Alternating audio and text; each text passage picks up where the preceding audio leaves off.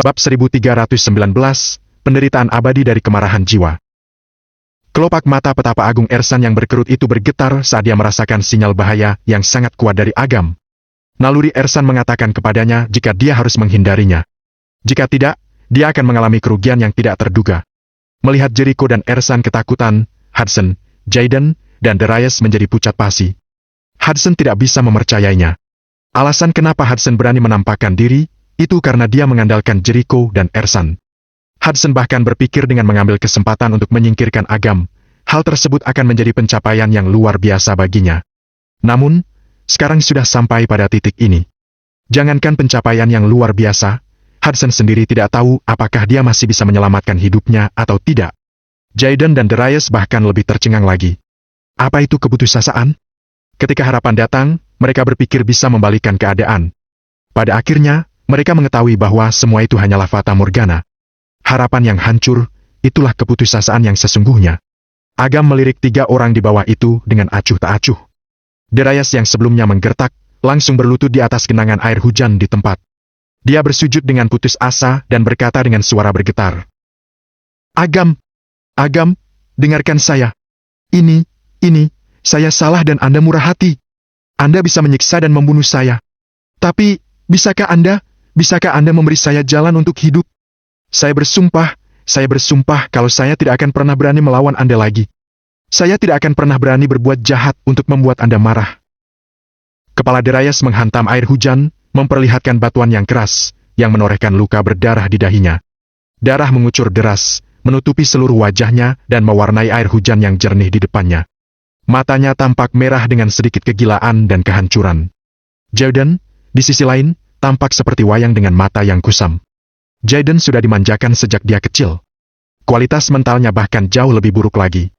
Jaden tidak pernah berpikir jika suatu hari nanti dia akan mati. Wajah Agam tanpa ekspresi. Matanya tampak acuh tak acuh dan tidak ada sedikit pun emosi di sana. Melihat 2 pria yang sudah menculik putrinya dalam keadaan seperti itu, tidak ada sedikit pun riak di dalam tubuh Agam. Bahagia? Senang? Merasa melakukan balas dendam itu menyenangkan? Sama sekali tidak ada. Meskipun Agam datang tepat waktu dan Delia belum disakiti, ini merupakan hal yang baik. Jika Agam tidak meninggalkan tanda jiwa di tubuh Delia sebelumnya, konsekuensinya. Agam tidak bisa membayangkannya. Sekarang, satu-satunya hal yang bisa dilakukan Agam adalah membuat orang-orang ini bertanggung jawab atas semuanya, merampas segalanya dari mereka, dan membuat mereka menderita 100 kali lipat, bahkan 1000 kali lipat lebih menyakitkan. Cahaya dingin melintas di mata Agam saat emosinya mencapai puncaknya. Dengan Agam sebagai pusatnya, ruang angkasa berguncang dan hancur. Aura kematian yang begitu dingin langsung menyelimuti dunia. PVFT. Di bawah, Hudson, Jaden, dan Darius menyemburkan darah pada saat yang bersamaan. Saat mereka menatap dengan ngeri, tubuh mereka diliputi oleh aura yang mengerikan. Ah! Jangan bunuh aku! Tubuh Darius seakan diikat oleh tali yang tak terhitung jumlahnya dan sapi-sapi gila yang tak terhitung jumlahnya menariknya ke segala arah. Dalam tatapan matanya yang tampak ketakutan, rambut, daging, hingga tulang, terkoyak dan terkelupas sedikit demi sedikit. Darius bahkan melihat jantungnya sendiri yang berdetak kencang itu terkoyak sedikit demi sedikit. Rasa sakit yang tak terkatakan itu menembus lebih dalam lagi ke dalam jiwa. Hudson dan Jaden melihat Darius meronta kesakitan. Selain ketakutan, mereka juga agak bingung melihatnya. Itu karena yang mereka lihat hanyalah Darius yang sedang meronta kesakitan, tetapi tidak ada sedikit pun perubahan di tubuhnya. Ini adalah siksaan mental. Detik berikutnya, mereka menghadapi situasi yang sama. Organ-organ dalam tubuh mereka terkoyak dan rasa sakit serta penderitaan yang luar biasa menyebabkan mereka berteriak memilukan. Namun, ini hanya awalnya saja. Diiringi suara gemuruh, tiba-tiba saja mereka tersadar dari siksaan mental mereka. Rambut Darius acak-acakan. Dia tersungkur. Matanya merah dan pikirannya kacau seperti orang kesurupan. Pada saat yang sama, selembar kertas tua setinggi puluhan meter muncul di hadapan mereka bertiga. Agam, kamu tidak boleh menghakimiku. Begitu aku mati, tidak akan ada yang bisa menghalangi Raja Serigala. Hudson mencoba untuk bicara dan kehilangan suaranya. Kamu orang yang berdosa. Kamu mencelakai seluruh perbatasan wilayah utara. Jericho juga berkata. Agam, Raja Serigala Kutub sendiri mengerahkan pasukannya untuk menyerang perbatasan. Begitu aku mati, tidak akan ada yang bisa menghalangi Raja Serigala. Hudson mencoba untuk bicara dan kehilangan suaranya. Kamu orang yang berdosa. Kamu mencelakai seluruh perbatasan wilayah utara. Jericho juga berkata, Agam, Raja Serigala Kutub sendiri mengerahkan pasukannya untuk menyerang perbatasan. Apa kamu ingin mempertaruhkan dunia dan menjadi orang yang berdosa di bawah langit? Alasan macam apa itu?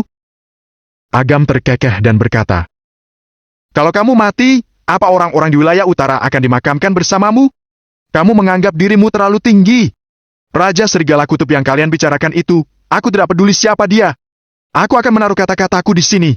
Kalau dia menginjakan kaki di wilayah utara, aku, Agam Tama akan menanganinya sendiri. Agam sama sekali tidak impulsif saat mengucapkan kata-kata ini. Agam melakukan ini bukan demi kekuasaan, bukan demi ketenaran, melainkan demi semua makhluk hidup. Agam sudah mengucapkan kata-katanya sampai pada titik ini. Dia tidak akan bicara lagi. Di atas kertas tua tersebut, muncul kejahatan yang dilakukan oleh Hudson, Jaden, dan juga Darius. Kalian bertiga sudah membunuh orang yang tidak bersalah, menelantarkan garis keturunan kalian, bersedia menjadi kacung dengan sukarela, dan menyebabkan beberapa orang menderita tanpa alasan. Dengan kekuatan penguasa neraka, aku akan mengambil semuanya dari kalian. Kalian akan memasuki neraka Avicii dan menderita selamanya. Kertas tua tersebut terbakar dan ruang angkasa hancur. Mereka bertiga melewati jurang-jurang yang gelap gulita. Mata mereka tampak begitu ketakutan. Yang mereka lihat bukanlah lahar atau lautan darah, melainkan kehampaan. Dunia yang benar-benar hampa. Tinggal di tempat ini sehari saja bisa membuat seseorang benar-benar gila. Kekuatan, kekayaan, kecantikan, dan lain sebagainya yang mereka kejar, benar-benar dilucuti dari karma mereka. Yang lebih mengerikan lagi, mereka menerima 10 kali sehari, adegan yang paling menyakitkan dalam hidup mereka. Rasa sakit ini mudah dirasakan kemanapun mereka pergi. Rasa sakit ini merupakan sesuatu yang berasal dari bagian terdalam dari jiwa, ketakutan yang paling dalam. Kesepian, ketakutan, dan lainnya akan menyiksa mereka selama-lamanya. Tidak ada tenggat waktu. Tidak ada harapan untuk menyingkirkannya. Tidak. Hudson berteriak getir. Tubuhnya terkoyak dan jiwanya meringkuk di dalamnya. Tubuh Darius dan Jaden langsung ambruk, kemudian menghilang. Jiwa mereka, yang tampak terdistorsi dan ketakutan, meratap dan memohon belas kasihan kepada Agam. Agam perlahan-lahan berkata, bukankah kalian berdua menculik putriku hanya untuk membuatku merasakan sakitnya kehilangan orang yang dicintai? Aku sudah cukup merasakan sakitnya. Selanjutnya, giliran kalian. Di neraka Avicii itu, kalian akan mengerti apa artinya memiliki hati yang terkoyak. Agam, berhenti! Jericho berteriak dengan marah. Meskipun Darius dan Jaden tidak terlalu berarti. Jika mati, mati saja. Namun, dalam operasi ini, mereka bertanggung jawab untuk melindungi ketiganya dan menyingkirkan Agam. Sekarang, Agam belum tersingkir dan ketiganya akan dikirim ke neraka. Siapa yang berani mempekerjakan mereka di masa mendatang? Ini merupakan pukulan besar bagi reputasi mereka. Mereka berdua sudah menyadari kesalahan mereka. Apa harus membunuh mereka semua? Jericho tampak geram. Mereka tidak tahu kalau mereka salah. Mereka hanya tahu kalau mereka takut. Agam mengepalkan tinjunya. Jiwa Jaden dan Darius tersapu ke neraka Avicii dengan tangisan yang menyedihkan. Namun, celah-celah itu tidak menyatu. Agam diam-diam memandangi Jericho dan Ersan, kemudian berkata, kalau kalian merasa kasihan, kalian bisa turun dan menemani mereka, bagaimana? Wajah kedua pria itu menjadi pucat. Tidak ada ruang sama sekali. Tubuh mereka bergetar dan mereka pun pergi dari tempat itu. Saat angin dan hujan bertiup, Agam menyebarkan oranya dan tiba di depan Gavin. Gavin dengan enggan menyerahkan Delia yang sedang tidur itu kembali kepada Agam dan berkata, gadis kecil ini tidur terlalu nyenyak. Hei, dia tidak melihat sisi kuat ayahnya. Sebagai seorang ayah, aku ini tidak kompeten dan tidak punya apa-apa untuk dilihat. Agam terkekeh dan berkata kepada Gavin, Pak Gavin, Agam melakukannya sendiri. Kalau hal tersebut menyebabkan masalah, aku akan menanggungnya sendiri. Bab 1320, kebenaran mengenai Delia. Gavin menganggukkan kepalanya dan berkata sambil tersenyum. Menjaga perbatasan wilayah utara adalah tugasku. Aku dan Raja Serigala Kutub adalah musuh bebuyutan. Aku akan menangani masalah ini dengan baik. Sebaliknya, kamu adalah orang biasa. Mudah bagimu untuk bersembunyi kalau diserang secara diam-diam. Jaga dirimu. Agam tersenyum. Dia tidak mau memikirkan hal tersebut. Dalam menghadapi banyak masalah, daripada membuang-buang waktu untuk masalah yang tidak terpecahkan atau tidak penting, lebih baik diam saja. Jika terjebak dalam emosi dan kebencian, akan mudah untuk dikendalikan oleh orang lain. Melihat Agam tersenyum begitu saja, Gavin merasa agak khawatir, tetapi lebih lega. Seekor bayi elang akan menjadi lebih kuat setelah melalui berbagai macam peristiwa. Tidak perlu lagi mengkhawatirkan banyak hal. Tidak lagi kebingungan tidak dapat bangun setelah jatuh menghadapi kesulitan. Pemuda seperti itu memiliki masa depan yang sangat buruk. Lantaran Hudson, Jaden, dan Darius dikirim ke neraka, masalah ini juga menyebar tanpa terlihat. Meskipun hanya ada beberapa orang yang hadir, malam ini diatur dengan cermat oleh orang-orang di balik layar. Banyak pasang mata tersembunyi dalam kegelapan, mengawasi dari jauh. Ketika Hudson dan yang lainnya dikirim ke neraka Avicii di hadapan dua petapa agung, yaitu Jericho dan Ersan, semua orang kembali menyadari kekejaman dan ketegasan Agam. Terutama mereka yang tidak cukup kuat dan ingin menggunakan kekuatan orang-orang di belakang layar untuk melawan Agam. Mereka menjadi sangat ketakutan.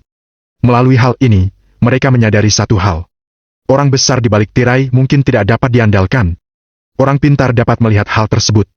Langkah Agam ini menyampaikan sinyal yang kuat. Tidak peduli siapa kamu, latar belakang apa yang kamu miliki, dan siapa yang melindungimu. Siapapun yang berani memasuki wilayah terlarang Agam, harus membayarnya dengan harga yang sangat mahal. Mereka yang tidak percaya, atau bahkan mencoba untuk mengujinya, harus menanggung akibatnya.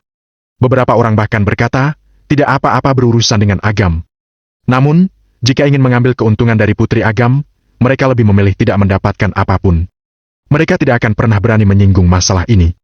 Adegan yang ditakuti Jericho dan orang-orang berpengaruh lainnya, akhirnya terjadi. Namun, mereka tidak akan menyerah. Apa yang terjadi malam ini membuat mereka makin bertekad untuk melenyapkan Agam. Ibu kota kekaisaran diselimuti lapisan kabut. Niat membunuh arus bawah melonjak. Agam, yang memulai semua ini, sudah kembali ke Bukit Barat. Dari mana anak ini berasal? Mata Sally yang indah itu membelalak saat dia melihat Delia yang tertidur di pelukan Agam. Sally tidak bisa berpikir dengan jernih. Agam sedang tidak ingin memperkenalkan. Dia hanya bertanya. Di mana Biksu Ananda? Dia ada di kamar lantai 2. Sally menunjuk ke lantai atas. Agam mengucapkan terima kasih dan menggendong Delia ke atas. Sally merasa ragu-ragu sejenak dan diam-diam mengikuti Agam. Biksu Ananda berbaring di tempat tidur. Dibandingkan dengan siang tadi, keadaan Biksu Ananda sudah jauh lebih baik dan sepertinya akan segera bangun. Kamar tidur utama memiliki pembatas dan merupakan kamar bayi. Agam membaringkan Delia dengan lembut di atas tempat tidur kecil, menyelimutinya dengan lembut, dan duduk di sampingnya. Melihat Delia sedang tidur, hatinya yang tadinya tegang tersebut, akhirnya menjadi rileks. Di Raja Dewa Temaga muncul di antara kening Agam. Agam mengumpulkan kekuatan spiritual sebanyak-banyaknya dan mengalirkannya ke dalam penutup kepala Biksu Ananda. Seiring dengan gelombang serangan energi spiritual yang kuat, mata Biksu Ananda berangsur-angsur menjadi jernih. Wash! Biksu Ananda sontak terduduk dan menoleh ke belakang untuk melihat wajah Agam. Dia langsung berkata, "Kamu punya seorang putri. Usianya 2,5 tahun. Namanya Delia Tama. Dia juga berada di ibu kota kekaisaran." Biksu Ananda mempersingkat ceritanya. Untungnya, Agam sudah mengetahuinya sebelumnya. Jika tidak, dia pasti akan bingung mendengarnya. Delia sedang tidur. Agam menunjuk pintu sebelah. Jadi, kamu sudah tahu?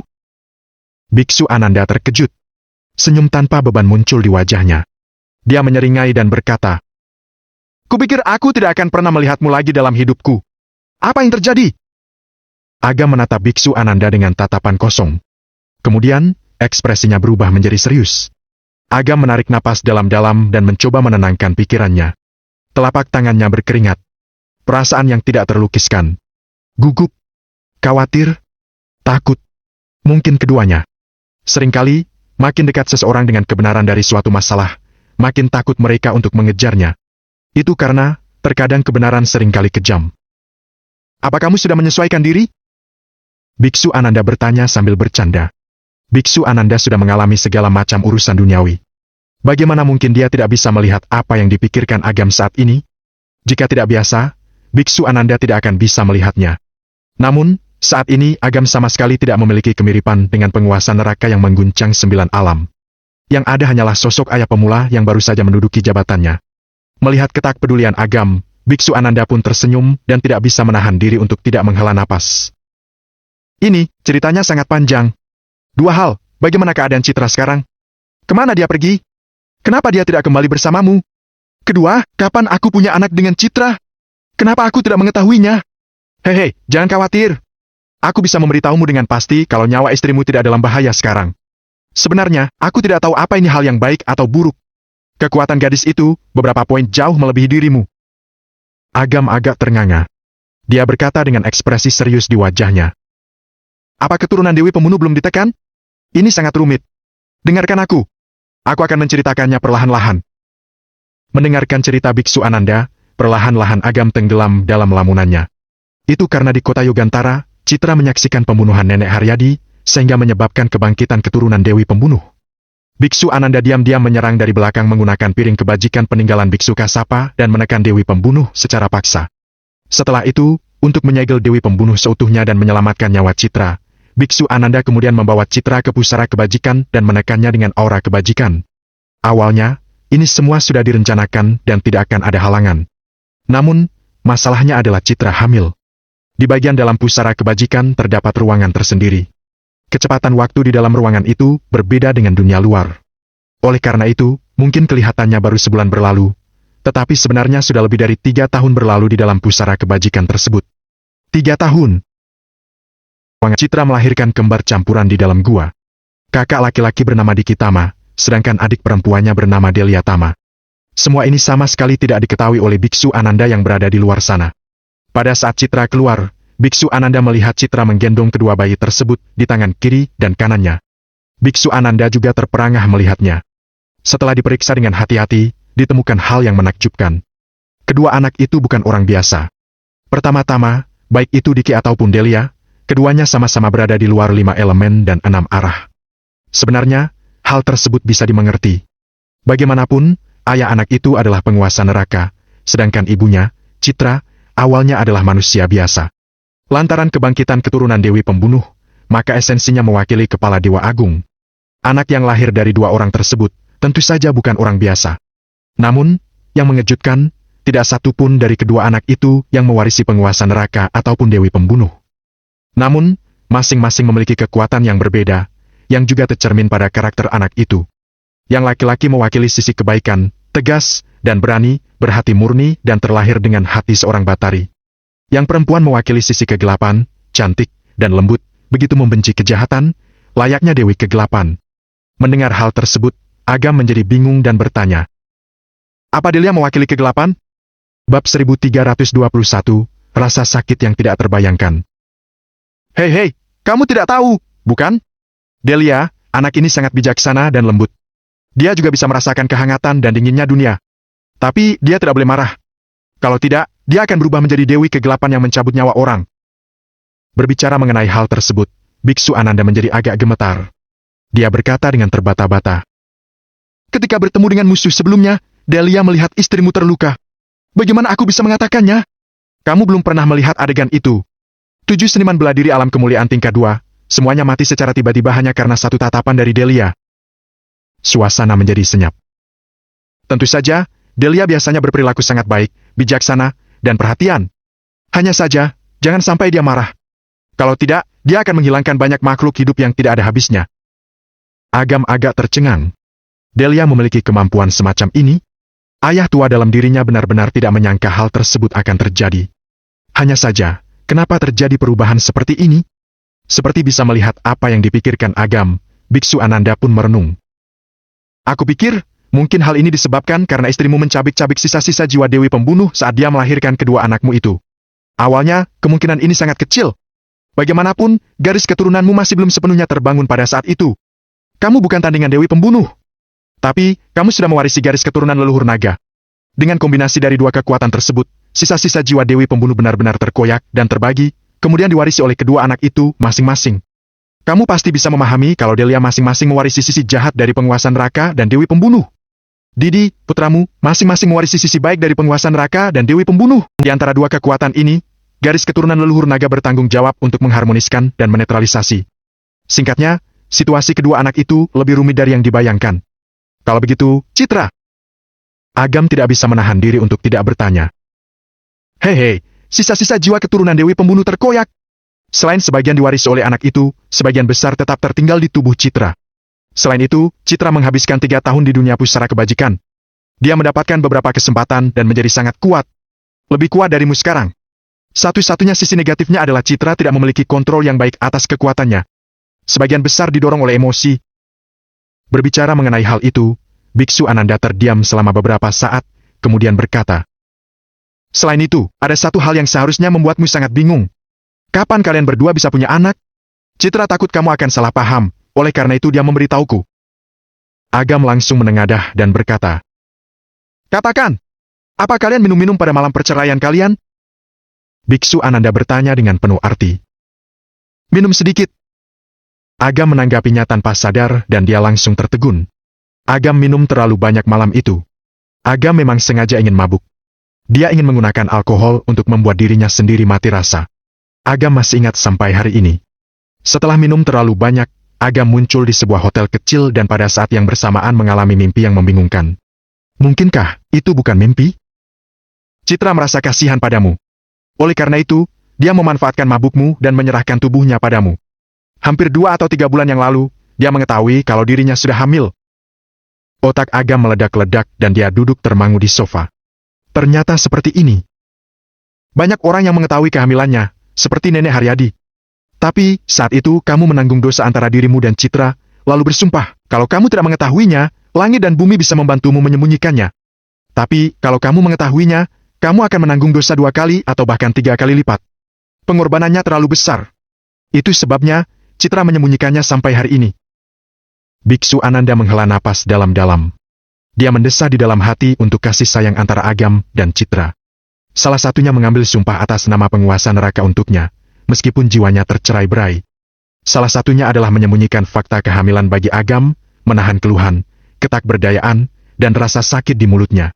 Kemudian, menelannya ke dalam perutnya. Citra menanggung semua ini sendirian dalam diam dan melahirkan 2 anak di pusara kebajikan yang sepi. Agam menatap kosong pada lantai. Mendengar Citra menjadi lebih kuat dan melahirkan 2 anak untuk dirinya, Agam sama sekali tidak merasa bahagia. Sebaliknya, dia merasakan sakit yang membuatnya tidak bisa bernapas. Menurut yang dikatakan Biksu Ananda, saat dia pertama kali bertemu Citra di kota Yugantara, Citra sudah hamil selama 1 atau 2 bulan. Pantas saja Citra sering pergi ke rumah sakit. Pantas saja Citra selalu mengenakan pakaian tebal dan suka makan permen mentol. Pantas saja Citra selalu suka menyentuh perut bagian bawahnya dan tersenyum lembut. Citra tidak mengatakan apapun demi Agam. Bahkan, ketika Citra ingin pergi ke pusara kebajikan sekalipun, dia juga tidak pernah mengatakannya pada Agam. Kecepatan waktu di pusara kebajikan berbeda. Citra sendirian. Tidak ada teman, tidak ada keluarga, dan tidak ada yang menemaninya. Hanya Citra seorang diri yang melahirkan kembar campuran untuk Agam. Rasa sakit yang ditanggungnya tidak terbayangkan. Dengan mata berkaca-kaca, dalam keadaan tidak sadar, Agam seakan-akan melihat perut Citra yang membesar dan dahinya yang berkeringat. Citra menahan rasa sakit dan penderitaan melahirkan sepanjang waktu. Sementara itu, Agam sama sekali tidak menyadarinya. Agam merasakan sakit di hatinya. Napasnya tersengal-sengal. Wajahnya pucat pasi dan kegelapan seolah menyelimuti dirinya. Kesadarannya yang kabur membuat Agam ambruk ke lantai. Sally, yang bersembunyi di luar pintu dan menguping, menutup mulutnya. Matanya merah dan air mata mengalir tanpa suara di wajahnya. Sally datang untuk menguping, bukan dengan niat jahat. Dia hanya ingin mengetahui hubungan antara Agam dan Biksu Ananda, juga untuk mencari tahu apa yang terjadi. Namun, apa yang didengarnya? Sally mendengar apa yang sudah dilakukan Citra untuk Agam. Sekalipun Sally bukan siapa-siapa. Sekalipun Sally belum pernah bertemu dengan Citra. Mendengar hal tersebut, Sally juga merasa begitu tersiksa di dalam hatinya. Sally tidak bisa membayangkan seberapa kuat seorang wanita seharusnya, betapa Citra mencintai pria itu, hingga melakukan hal-hal bodoh seperti itu. Kenapa? Mengapa ada wanita yang mau melakukan hal-hal seperti itu demi cinta? Mengapa? Sally teringat ibunya yang terbaring di tempat tidur, yang pingsan di sudut ruangan karena kesakitan dan ketakberdayaan. Terisak-isak tanpa suara dan meneteskan air mata. Di dalam rumah. Melihat Agam terjatuh, Biksu Ananda tidak mau membantunya. Dia tahu, Agam sangat mementingkan perasaan. Agam bisa menghadapi segalanya, menghadapi hidup dan mati, menghadapi musuh, dia bahkan bisa menghadapi perlawanan semua makhluk. Namun, Agam tidak bisa menghadapi seorang gadis yang telah memberikan segalanya untuknya dan malah mengecewakan gadis itu. Kesadaran Agam kabur, seolah-olah dia sudah jatuh ke dalam jurang yang dingin dan tak berdasar. Dingin. Agam seakan melihat semua yang dikatakan Biksu Ananda. Ketika Agam kesakitan, dia memikirkan rasa sakit ribuan kali, bahkan puluhan ribu kali, yang dialami Citra. Akhirnya, dalam kegelapan, seperti ada seberkas cahaya yang menembus kegelapan. Dalam keadaan tidak sadar, Agam melihat wajah Citra yang tersenyum cerah dan lembut. Untuk waktu yang lama, waktu yang begitu lama, Agam tahu bahwa dia tidak boleh terhanyut. Agam tidak boleh terhanyut dalam kesalahan. Dia harus memikul tanggung jawab sebagai seorang pria, ayah, dan suami.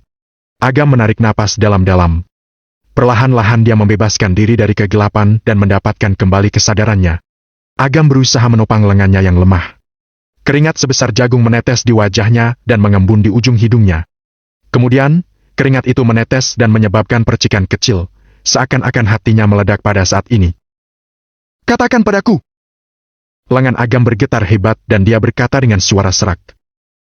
"Di mana Citra sekarang?"